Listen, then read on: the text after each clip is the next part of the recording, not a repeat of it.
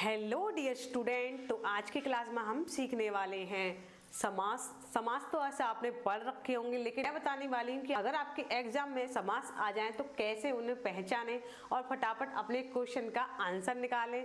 तो चलिए आज की क्लास को शुरू करते हैं। पहले समझेंगे समास कितने प्रकार के होते हैं। समास 6 प्रकार के होते हैं। नंबर 1 अव्ययीभाव समास, दूसरा है तत्पुरुष समास, तीसरा है कर्मधारय समास, चौथा है द्विगु समास, पांचवा है द्वंद्व समास और छठा है बहुव्रीहि समास। तो चलिए सबसे पहले समझते हैं अव्ययीभाव समास क्या होता है। तो अव्ययीभाव का मतलब क्या होता है, यानी उपसर्ग लगा होता है। क्या लगा होता है? उपसर्ग पहले आता है, यानी प्रतिदिन। तो प्रतिदिन का हम संधि विच्छेद करेंगे तो क्या हो जाएगा? प्रति प्लस दिन, प्रतिधन दिन। तो प्रति अलग हो गया और दिन अलग हो गया, तो प्रति क्या हो गया? उपसर्ग हो गया। ठीक है, तो इस तरह से हम पहचान सकते हैं। यथाशक्ति, यथाशक्ति का हम संधि विच्छेद करेंगे तो क्या आएगा?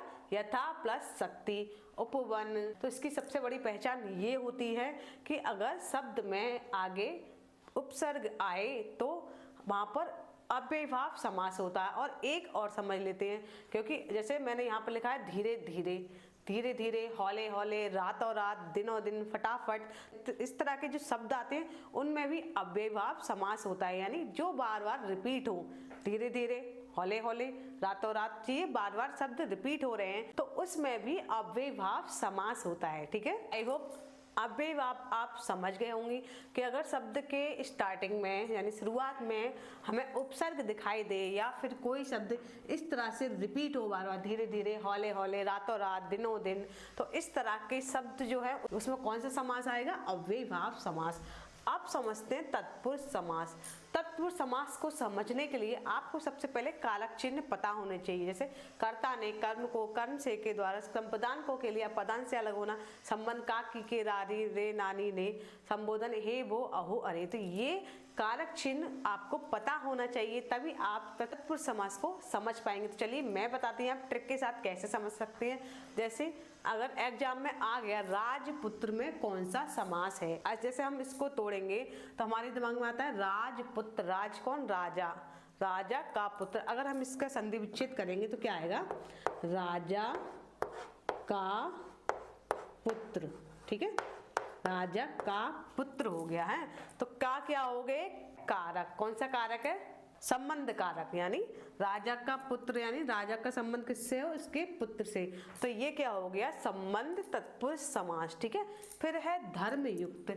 इसको हम संधि विच्छेद करेंगे तो क्या आएगा? धर्म से युक्त। क्या आएगा? धर्म से युक्त। तो चलिए अब इसको पढ़ के देख लेते हैं। से किस में आता है? करण से के द्वारा। तो इसमें कौन सा समास है? कर्ण तत्पुरुष समास। कौन सा समास है? कर्ण तत्पुरुष समास। ये तो युक्त है, यानी इसके साथ है। अगर अलग होने का आता तो उसमें कौन सा आता? कर्ता ने कर्म को कर्ण से के द्वारा, संपदान को के लिए, अपादान। अगर इससे अलग होने की बात की जाती तो उसमें अपादान तत्पुरुष समास होता। तो आई होप आप समझ गए होंगे कि तत्पुरुष समास कौन सा। एक और है इसका एग्जाम्पल, राजधर्म। राजधर्म क्या होगा? राजा का धर्म। क्या हो गया? इसको अगर संधि विच्छेद करेंगे तो क्या आएगा? राजा का धर्म। तो इससे हम समझ जाएंगे कि इसमें, ऐसे ही हम संधि विच्छेद करेंगे तो हम समझ जाएंगे कि इसमें कारक चिन्ह है।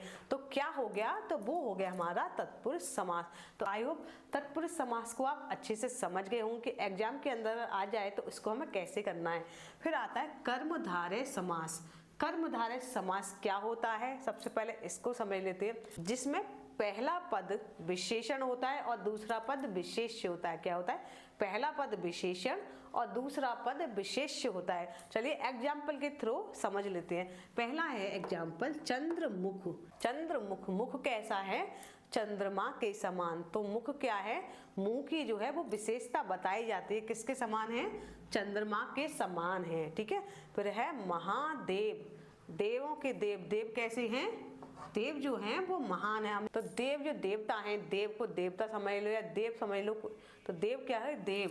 देव कैसे हैं? महान है। तो इसमें किसकी विशेषता बताइए? देव की विशेषता बताइए, यानी पहला पद विशेषण हो और दूसरा पद विशेष हो, यानी पहला पद दूसरे पद की अगर विशेषता बताए तो वहां पर कौन सा समास होता है? कर्मधारय समास। ठीक है, फिर है लाल मणि।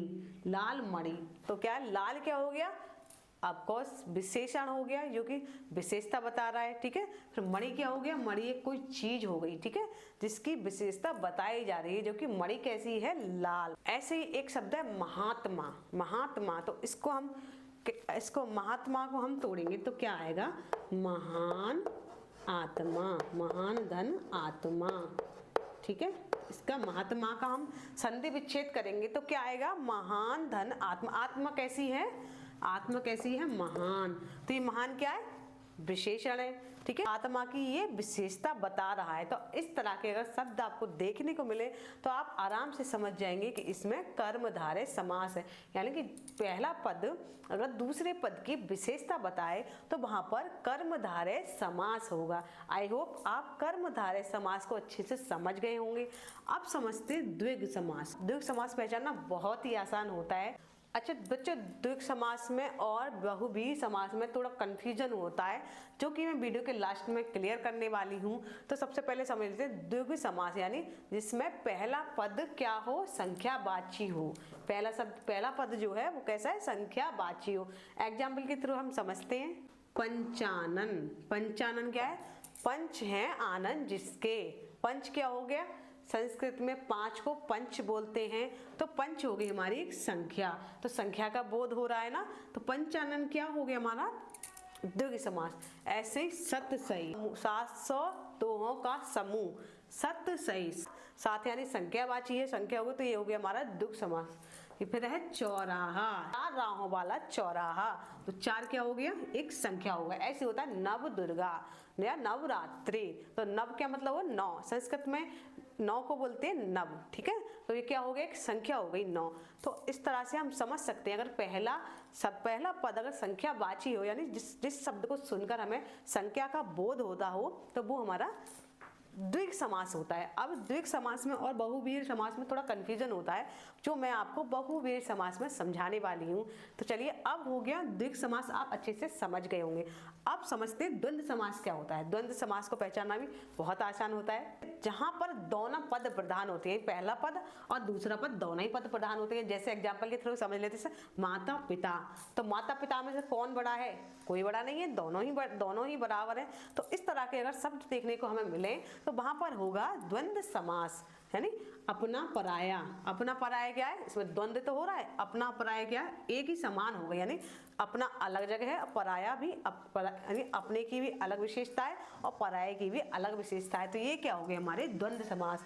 जैसे हो गया दीनहीन, दीनहीन, भाई बहन, चाचा चाची, मामा मामी, आचार विचार, आटा दाल। तो इस तरह के अगर शब्द आपको देखने को मिले तो आप आसानी से समझ जाइए कि इसमें द्वंद्व समास है। कौन सा समास है, द्वंद्व समास। तो आई होप आप द्वंद्व समास को समझ गए होंगे। अब समझते हैं बहुव्रीहि समास। तो पहले मैं एग्जाम्पल के थ्रू आपको बता देती हूँ, जिससे आप खुद समझ जाएंगे कि बहुव्रीहि समास है। इसमें से नीलकंठ, नीलकंठ का नाम सुनते ही हमारे दिमाग में तीसरा ही नाम चल रहा है। नीलकंठ कौन है, जैसे गाना गाते हैं ना, जैसे भजन है, एक नीलकंठ पे चढ़ के पी गया 1 बाल्टी भांग, भोला यूं मटके। तो भोला क्या है, यानी नीलकंठ किसको कहा गया है, भोलेनाथ को। तो ये क्या होगा, जिसमें पहला और दूसरा पद प्रधान ना होकर कोई तीसरा ही अर्थ निकले, वहां होता है बहुव्रीहि समास, ठीक है। फिर है दशानन, दशानन किसको बोलते हैं, 10 आनन, यानी दशानन सुन के हमारे दिमाग में एक अलग ही मतलब आएगा, यानी 10 आनन। तो अब आप कहेंगे इसमें भी तो संख्या का बोध आ रहा है, द्विग समास में भी संख्या बताया था और इसमें भी तो संख्या ही है। तो इसको मैं यहाँ क्लियर करने वाली हूँ कि यानी अगर हमारे दिमाग में किसी शब्द को सुनकर कोई तीसरा ही अर्थ निकलेगा तो वहां पर बहुव्रीहि समास होगा। अगर किसी शब्द को सुनकर तीसरा अर्थ ना निकले तो वहां पर द्विग समास ही होगा, ठीक है। तो यहाँ पर दशानन यानी 10 सिर वाला कौन है, 10 सिर वाला कौन है, रावण, है ना। तो वहां हो गया बहुव्रीहि समास। चक्रपाणि, तो चक्र का नाम सुनते ही हमारे दिमाग में क्या आता है, चक्र कौन धारण करता है, भगवान विष्णु। तो इसका तीसरा ही अर्थ निकलता है ना। तो ये चक्रपाणि, ये क्या हो गया, बहुव्रीहि समास। तो आई होप आज की क्लास में आप समझ गए होंगे कि अगर एग्जाम ज़्यादातर समास तो आते ही हैं, कोई भी एग्जाम हो या फिर किसी क्लास में हम पढ़ रहे हैं तो समास जरूर आते हैं। तो समास को सबसे ज़्यादा दिक्कत होती है कि कैसे पहचाने, यानी क्या पहचान होगी इनकी। तो आई होप आज की क्लास में आप समझ गए होंगी कि समास को कैसे पहचाने, कितने प्रकार होते हैं। आज की क्लास आपको पसंद आई, क्लास पसंद आई तो वीडियो को लाइक कीजिए, शेयर कीजिए एंड कमेंट जरूर कीजिए।